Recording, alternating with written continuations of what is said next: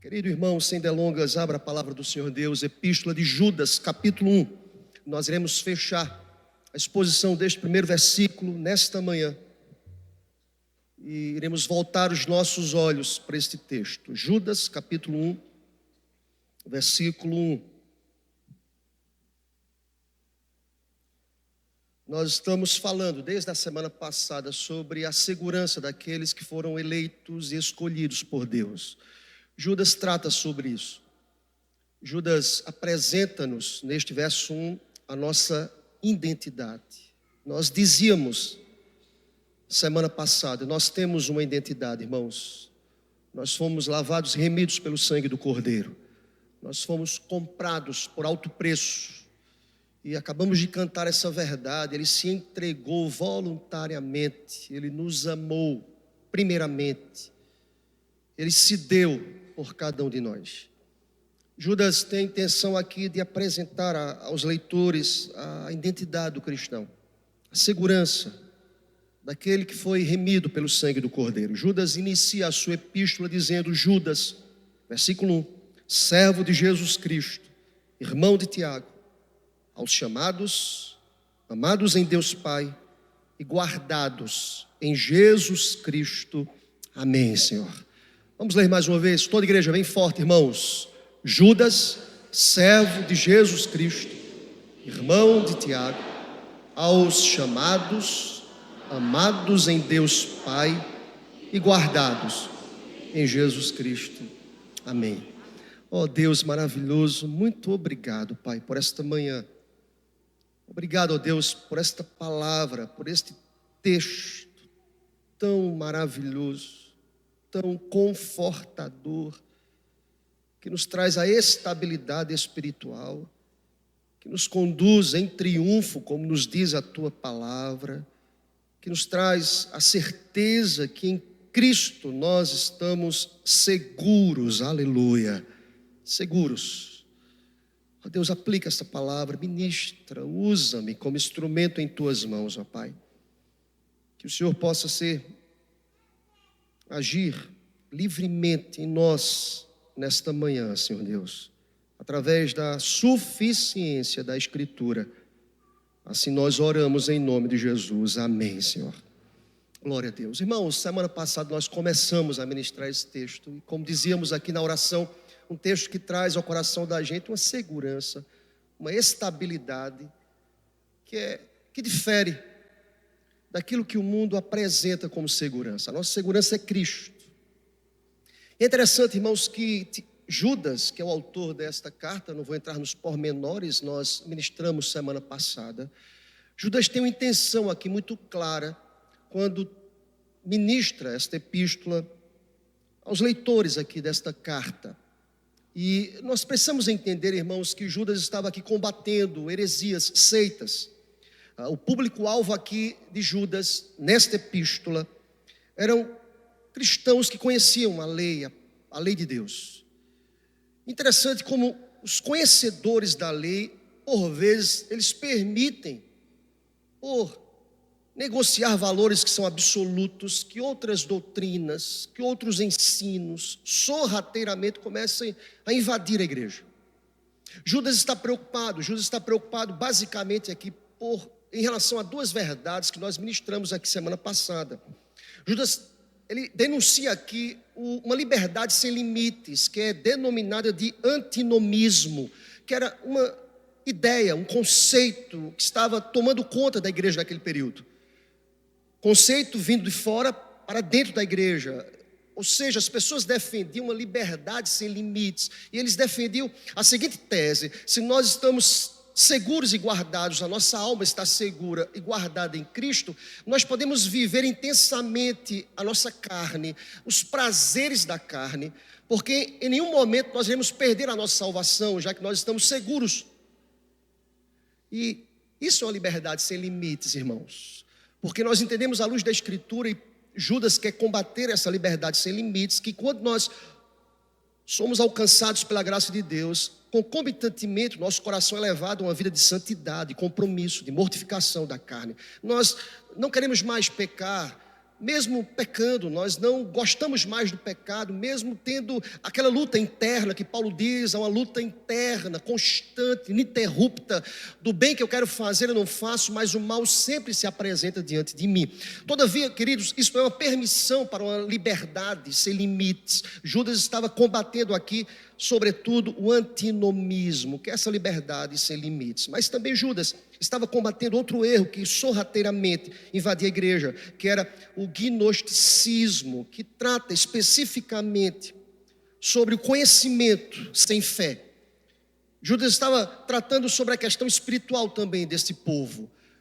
Quantas pessoas que conseguem trazer para si mesmas a ideia de conhecimento, de aprofundamento, mas sem uma relação íntima, espiritual, de piedade, de busca, de leitura da palavra, de oração, de dependência do Espírito Santo. Quantas pessoas que até têm medo do Espírito Santo, que não buscam intensamente, que não vivem intensamente a ordem paulina, quando de maneira tão clara, categórica, ele traz uma ordem, enchei-vos do Espírito, que é uma ordem imperativa, que todo crente deve buscar o enchimento com o Espírito Santo de Deus, e Judas combate uma religiosidade, um conhecimento sem prática, sem piedade, sem busca, sem oração, sem dependência de Deus. Judas está combatendo essas verdades. E aí, como é que Judas combate essa verdade? Preste atenção, querido.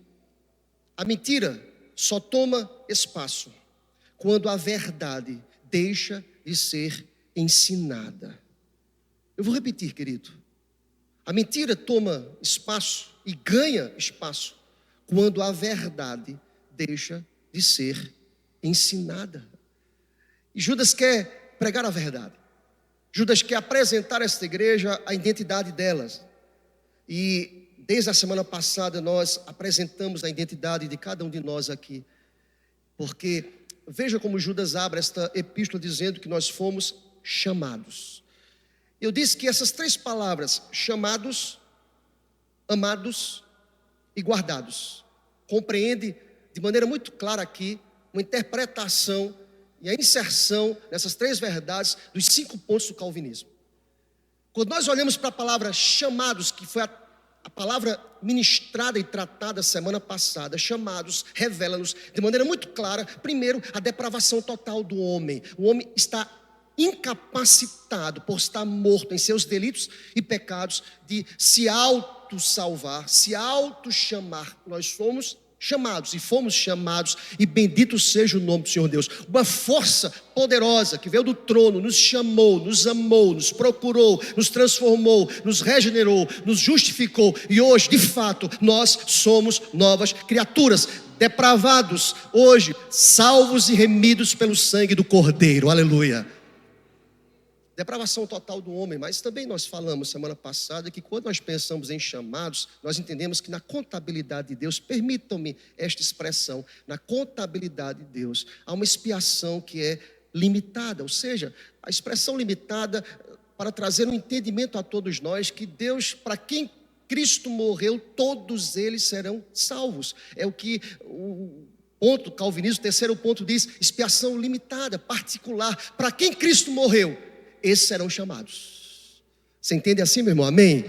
Para quem Cristo morreu, esses serão chamados. Mas há também uma terceira ideia que foi tratada semana passada na palavra chamados, que foi a ideia de graça irresistível. Graça irresistível. Ou seja, quando esse chamado acontece, essa graça não pode ser resistida por ninguém. Então a primeira palavra aqui trata de 3 pontos do calvinismo: depravação, expiação e graça irresistível. Mas o texto continua, irmãos, e Judas tem a intenção de trazer à igreja a identidade dela. Desde a semana passada que eu estou apresentando à igreja do Farol a identidade dela. E glória a Deus por isso, irmãos. Nós fomos chamados, mas também nós fomos, nos diz o texto de maneira muito clara e categórica, nós fomos amados por Deus. Glória a Deus por isso, irmãos. Nós fomos amados. Veja, interessante como Judas quer dizer a esta igreja que eles foram amados. E quando nós pensamos em amados, nós pensamos em mais um ponto do calvinismo, que é a eleição incondicional, ou seja, nós fomos amados e nós não apresentamos a Deus nenhuma condição para que Ele pudesse nos amar. Glória a Deus por isso, irmãos. Ele te amou, Ele te amou, Ele me amou. Quem somos nós, irmãos? E Judas, de maneira muito clara, quer nos dizer aqui, ele se dirige a este povo aqui, para mim e para você, porque esse texto aqui é atemporal, aplica-se às nossas vidas hoje. Ele se dirige à igreja dizendo aos amados em Deus. A expressão aos amados em Deus é uma das declarações mais profundas sobre a segurança do crente nesta ideia teológica de eleição incondicional. Que segurança, irmãos! Nós fomos amados por Deus. Pensem comigo, enquanto o mundo enxerga o amor como um sentimento instável, que muda, que oscila, que é influenciado pelas condições que se apresentam diante de nós, porque o amor, por vezes, passa por momentos de turbulência. Há quem acorde amando mais do que todo mundo e durma triste, não amando tanto assim. Há quem se expresse com palavras poéticas e românticas em um dia, e no outro dia não quer nem ver a cara do outro.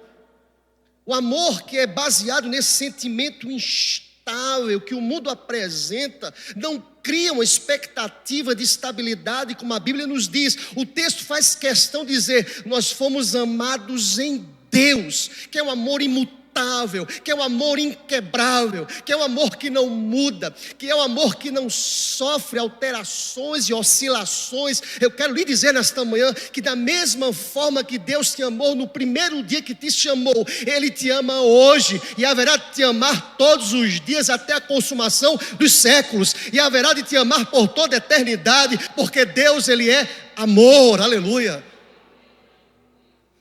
Ele nos amou. Glória a Deus. Você pode fechar a Bíblia e ir para casa na bênção, meu irmão. Segurança. Passe os céus, a terra, caem as flores, seca-se a flor, mas a promessa, a palavra de Deus permanece para sempre, aleluia. E essa palavra que permanece está dizendo para você nesta manhã, quem sabe entrou aqui pensando, será que alguém me ama? Eu estou me sentindo tão só, tão triste, tão desvalorizado. O Senhor quer dizer ao teu coração nesta manhã, Ele te amou, aleluia. Você foi amado por Deus. Eu fui amado por Deus. Interessante, irmãos, que a expressão amados conecta-se diretamente à eleição incondicional. Me chama a atenção esse fato, porque o amor de Deus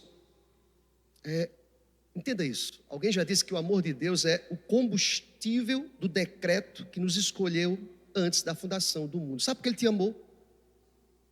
Sabe por quê? Porque Ele amou. Sabe por que Ele te amou? E manifestou esta eleição incondicional, porque eu e você, nós não tínhamos nada a oferecer ao Senhor. Se Ele não tivesse nos amado e nos escolhido de maneira incondicional, todos nós estaríamos perdidos. Olha a identidade que você tem em Deus. Ele nos amou, aleluia. Amados.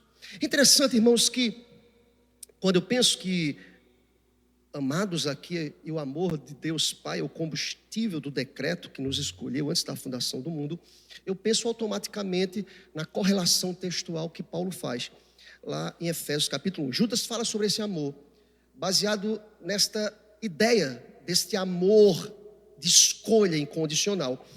E Paulo vai tratar sobre isso lá em Efésios capítulo 1, versículos 4 e 5. Nos diz a palavra, note bem, Efésios 1, 4 e 5, assim como nos escolheu nele antes da fundação do mundo, para sermos santos e irrepreensíveis diante dele em amor.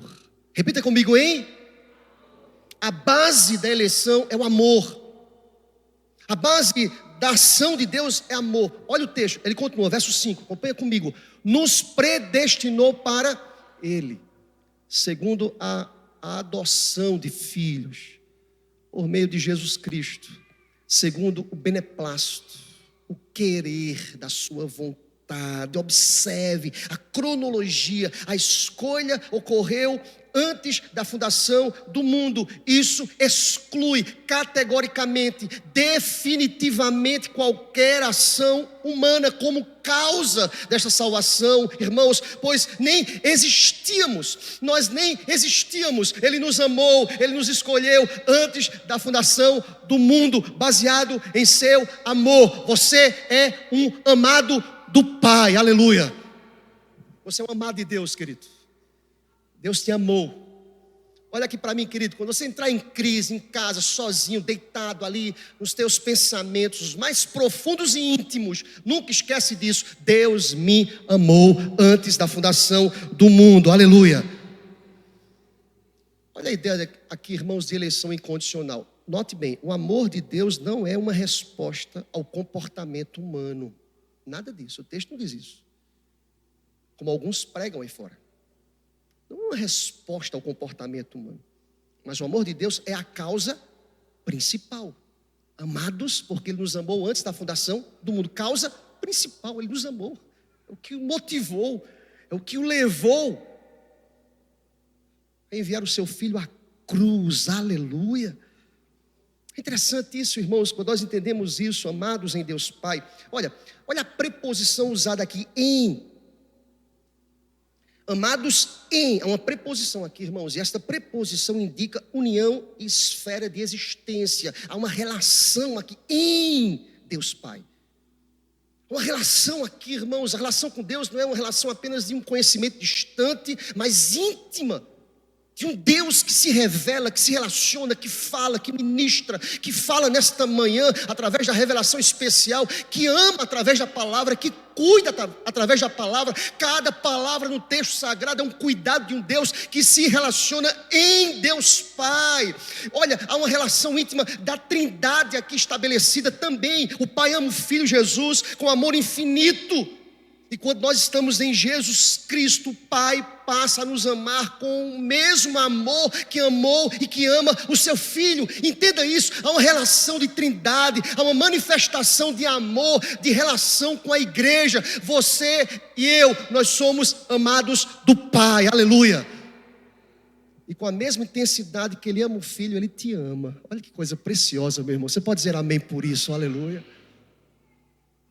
Este é meu filho em quem me comprazo, que tem um prazer. Nós fomos adotados através de Cristo. Você sabe o que é? Você é filho de Deus. Você tem um Pai que lhe conhece, que sabe de todos os detalhes e todas as particularidades da sua vida. Você foi amado por esse Pai. Você é amado por este Pai. Aleluia. Amém. Vamos fechar o texto. Chamados, amados. Mas o texto não para por aí. Eu acho fantástico esse texto, irmãos, porque ele é a completude do último ponto do calvinismo. Para quem é presbiteriano de berço vai saber. Perseverança, misericórdia. Perseverança dos santos. Olha como o texto termina. Guardados em Jesus Cristo. Repita comigo a expressão, guardados em Jesus Cristo. Mais uma vez, bem forte, guardados. É interessante que Judas que está combatendo seitas e heresias aqui. Judas quer dizer a esta igreja, vocês estão seguros. Olha a lógica do texto, se vocês foram amados por Deus, chamados e amados, vocês estão guardados, acabou. Ninguém pode arrebatar vocês das mãos do Senhor. Vocês estão guardados. Me chama a atenção, irmãos, que a expressão guardados em Jesus Cristo é o fundamento da doutrina, um dos fundamentos da doutrina da perseverança dos santos. Na perspectiva bíblica, note bem, essa ideia de guardar desconstrói qualquer possibilidade de dependência do esforço humano. Vou repetir aqui, irmãos. A palavra guardar aqui desconstrói qualquer dependência de um esforço humano. Quem é que guarda? Quem chamou. Quem é que guarda? Quem amou. Você entende isso, meu irmão? Por isso que se dependesse de nós, por certo nós estaríamos destruídos e perdidos. Mas quem guarda, guarda com mãos poderosas, aleluia. Você está guardado, querido. Você está guardado, minha querida irmã. E a fidelidade, a garantia divina aqui. Interessante, a palavra guardado no grego, eu estava estudando essa palavra, e a palavra guardado no grego traz uma ideia de continuidade, ação contínua. Olha o que Judas quer dizer usando essa palavra guardados aqui no original. É como se Judas estivesse dizendo o seguinte à igreja, que estava sendo tentada por doutrinas, toda sorte de doutrina, de heresias, dizendo, olha, vocês estão guardados, esse guardar e essa proteção jamais irá se desvencilhar de vocês, nenhum momento, nenhum dia, é uma ação contínua. Você vai dormir hoje à noite, eu também vou dormir hoje à noite, amanhã as misericórdias do Senhor serão renovadas sobre as nossas vidas, aleluia. Você não fez nada, eu não fiz nada, meu irmão. Pelo contrário, nós pecamos e nós somos pecadores. O que é que você fez para Deus amanhã renovar a misericórdia? Você pecou. Eu pequei. Vocês percebem? Nada pode tirar o Senhor Deus do seu decreto. Ele guarda, Ele protege. Então veja, olha a lógica. Se a ideia da ação contínua aqui é que Deus estará conduzindo-nos, a segurança da salvação não repousa na força da mão do cristão segurando a mão de Deus. Tem uma canção antiga que tem muita gente que gosta. Eu gostei até o dia que entendi que ela estava errada. Diz assim a canção: segura na mão de Deus. Olha, vocês conhecem, né, gente? Segura na mão de Deus e nós não seguramos nada, irmãos. Porque se dependesse do esforço humano, em algum momento nós já teríamos soltado. Sabe quem nos segura na mão? Deus. Sabe o que Deus fez com Pedro, que estava submergindo naquelas águas? Ele levantou Pedro. Ele que nos levanta, Ele que nos segura. Uma ideia, a raiz da palavra guardados, que traz a ideia, na palavra completa, ação contínua, mas a raiz da palavra no original, guardados, traz uma ideia e um sentido de vigiar, montar guarda, ou manter sob custódia. E eu estava pegando essa palavra, essa raiz, e procurando aí textos que pudessem correlacionar esta raiz que traz uma ideia de guardar. Tem textos como Mateus 27, textos como guardar para o uso no momento adequado, João 2,10, preservar, João 17,11, manter ou conservar, 1 Coríntios capítulo 7, versículo 37, observar, prestar atenção, Mateus 23, versículo 3, todas essas raízes são as mesmas raízes desta ideia de que Deus está guardando, nós estamos sob custódia de Deus, sob a proteção de Deus, sob a batuta de Deus, sobre o mover protetor de um Deus que jamais irá nos largar. Cara, aleluia. Judas diz a essa igreja: vocês estão guardados. E sabe o que o texto quer dizer? Perseverança. Nós iremos perseverar porque Deus nos guarda. Eu quero caminhar para o final dessa palavra, porque quando Judas fala sobre isso, eu penso, irmãos, que Judas está replicando uma ideia do Evangelho. E se você for comigo ao capítulo 10 de João, quando o texto nos fala sobre uma segurança dupla, poderosa de Deus. João capítulo 10, versículos 27 a 29. Veja que texto maravilhoso. Olha, vejam como Judas está replicando uma ideia do Evangelho, irmãos. O próprio Cristo está dizendo em João capítulo 10, versículos 27 a 29 o seguinte: as minhas ovelhas ouvem a minha voz, eu dou-lhes a vida eterna, e nunca hão de perecer, e ninguém as arrebatará da minha mão. Amém, meu irmão? Meu Pai, que mais deu, Ele é maior do que todos, e ninguém pode arrebatá-las da mão de meu Pai. Olha aqui para mim, querido, nós estamos guardados pelo Senhor, aleluia. Ninguém, nenhuma crise, nenhuma dor mais profunda que possa acontecer. Veja que as epístolas refletem o Evangelho. Se você pega um texto como Paulo, Filipenses capítulo 1, versículo 6, está escrito lá, tendo por certo, isto mesmo, que aquele que começou a boa obra, a aperfeiçoará até ao dia de Jesus Cristo, ou seja, até a volta de Cristo, o Senhor haverá de aperfeiçoar, aleluia. Sabe quem é Deus? Deus é um arquiteto que não abandona a sua obra. Ele começa, ele termina, até aquele dia. E essa é a palavra de Deus para a gente essa manhã, meus irmãos. Você foi chamado, amado. Você está guardado pelo Senhor. Em outras palavras, é como se o texto quisesse dizer o seguinte: houve o início de um processo. Um chamado que foi eficaz na regeneração. Deus tem um compromisso fincado, irmãos. E esse compromisso é com a sua própria glória. Deus haverá de terminar esse compromisso. Não depende da gente. Você entende isso? Amém, meu irmão? Não depende da gente. É um compromisso divino, irmãos. Por isso que o texto termina dizendo o seguinte: estamos guardados em Jesus Cristo. Deixa eu terminar este texto trazendo a última sentença do texto, para que você entenda muito bem.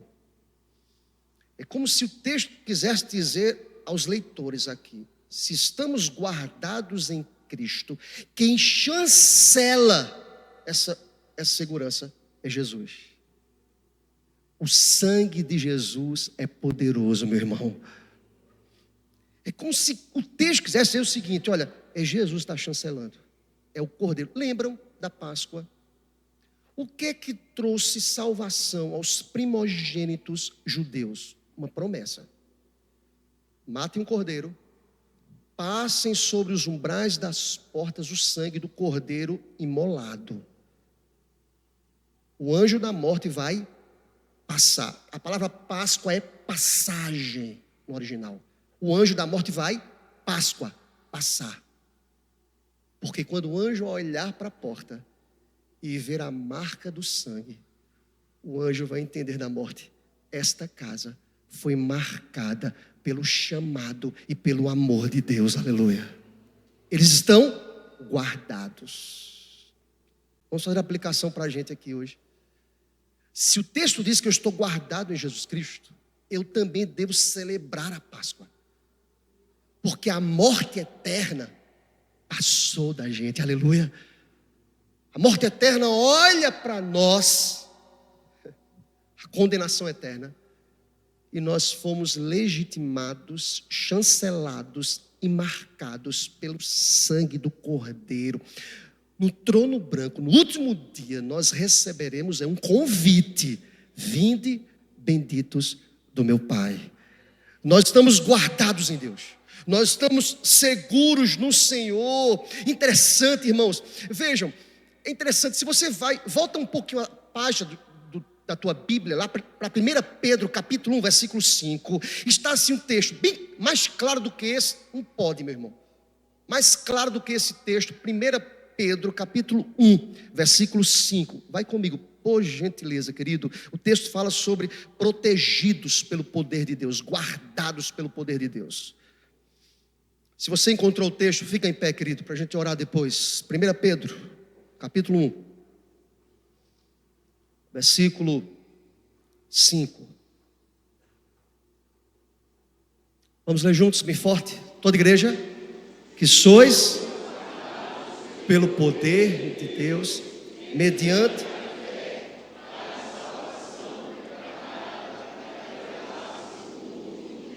aleluia. Amém, meu irmão. É interessante que Pedro usa aqui uma palavra, irmãos, que significa guarnecer. A palavra guardar aqui no grego é guarnecer, é proteger com uma sentinela militar. Olha o que eu pensei, irmãos. Olha a ideia do salmista. Deus é como um guarda que não dormite nem dorme. E o texto usado aqui, a palavra usada por Pedro, nesse texto que acabamos de ler, 1 Pedro 1,5, a ideia aqui é como se fosse um militar, um sentinela militar que está ali guardando a cidade. Veja, irmãos, o que o texto quer dizer é que a nossa salvação está sob a custódia do poder onipotente de Deus. Olha a palavra usada por Pedro: sois guardados pelo poder de Deus. Esse sentinela que guarda, que protege. Eu concluo dizendo ao teu coração nesta manhã que, embora tenhamos fé, até a nossa fé, ela é sustentada por este poder guardião de Deus, que é onipotente, que nos protege, que nos guia. De fato, nós somos e fomos chamados, amados, estamos guardados pelo poder de Deus. Aleluia.